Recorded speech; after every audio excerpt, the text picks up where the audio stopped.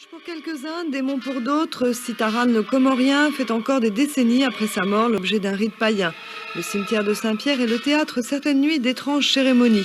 On lui apporte des offrandes de cigarettes et de rhum, on l'invoque pour jeter des sorts. Guillotiné pour fait de crimes abominables, il fut baptisé quelques minutes avant de mourir sur l'échafaud. Aujourd'hui, Sitaran, ou plutôt son esprit, fait très peur, mais pour les désenvoûteurs, il suffit de se protéger derrière une solide croyance en Jésus pour se défaire de son influence néfaste. Sitaran, c'est un esprit malin, mais Sitaran ne ravage pas personne. C'est les gens qui parlent adressés, et après on voit du mal, on prend pour les sabres, on va dans la peau de personne, après ça fait du mal, mais Sitaran, c'est... Moi je crois en Jésus, je m'appelle Sitaran. Autre culte singulier, celui de Saint-Expédite, qui n'est ni encouragé ni interdit par l'Église. Il a la réputation d'un saint vengeur à invoquer avec précaution. Ah, mais quoi? Pas vrai. Non. J'ai été maudit soi-disant par des sorciers de grande classe, des ânes et tout ça. Ils m'ont revigoré.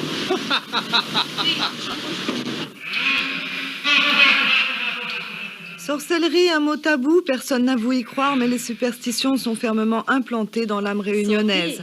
Il n'y a qu'à constater le nombre de personnes qui se prêchent chez les sorciers comoriens, malbars ou blancs, ou en plus grand nombre encore chez l'exorciste, en l'occurrence Madame Visnelda, dont le cabinet ne désemplit pas.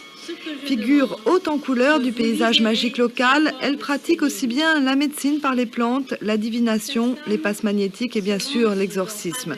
Elle bénéficie d'une réputation qui a largement dépassé les frontières de l'océan Indien.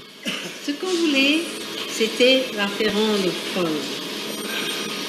Pour libérer ce cerveau de tout esprit immonde. Voyez ce que je fais, c'est de l'eau bénite et du sel béni. Et pour vous faire comprendre comment le sel béni en déchiré. Depuis près d'1 an, c'est le Père Blin, aumônier de Terre Sainte, qui vient bénir le sel et l'eau, faire l'eau bénite devant les malades. Nombre de gens qui pensent être victimes d'un envoûtement se rendent chez Madame Visnelda. Après soulagement de leur peine, ils y déposent des ex-voto dédiés indifféremment à la Vierge Marie ou à Sainte-Expédite. À chacun ses protecteurs et ses conceptions. Pour moi, la sorcellerie, c'est tout ce qui perturbe l'homme, autant dans sa vie ordinaire, sa vie familiale et sa vie professionnelle.